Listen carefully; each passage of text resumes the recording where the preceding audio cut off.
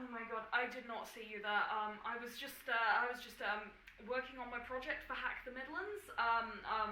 It was. I was working on cookie recipes.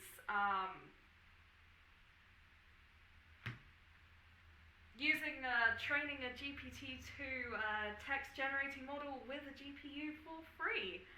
Which is a Google Collab project created by Max Deutsch, which runs on the Google Cloud system. So yeah, that's what I was doing. Yeah. So initially, I wanted to do this project using recipes from the BBC Food website. When I searched for business recipes on there, they only 249 of them, which I figured probably wouldn't be enough data to train the AI with.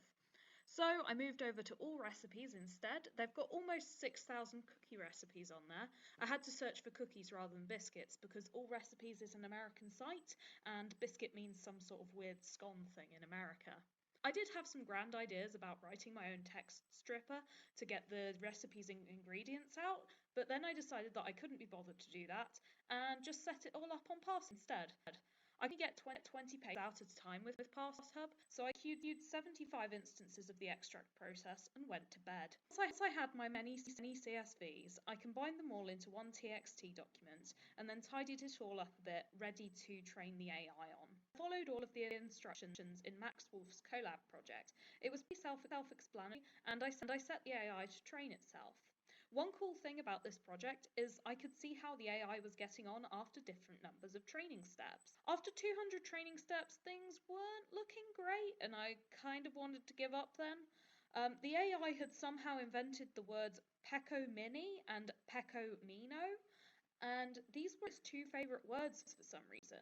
You couldn't really describe what it produced after 200 steps as a recipe. It was more of a list of a mixture of ingredients and nonsense.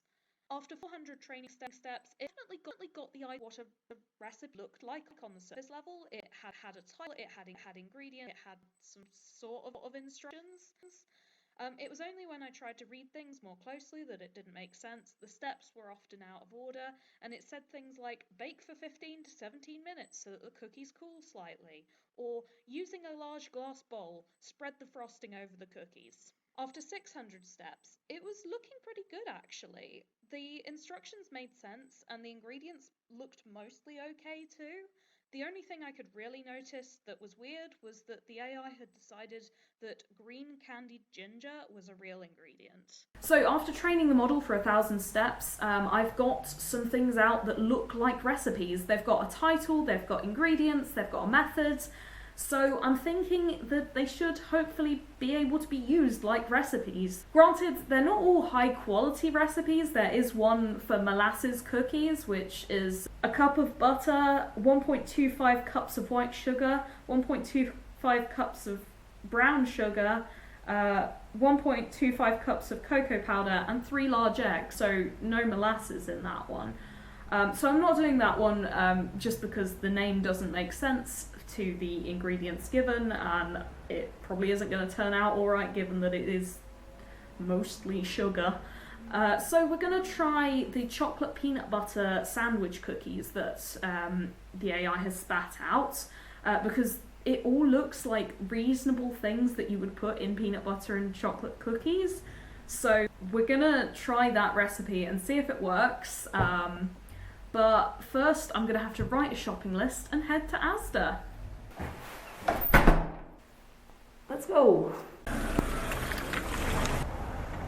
So I've had a really fun time doing this thanks to all the organisers, and I really wanted to get around to baking the recipe before the end of Hack the Midlands, but it's midnight now and I don't think I'll have time to bake, film, edit and upload before the 10 AM deadline. I've got all the ingredients now though, so I'll definitely make it at some point soon. Enjoy the B-roll of me collecting ingredients in my local Asda. Bye!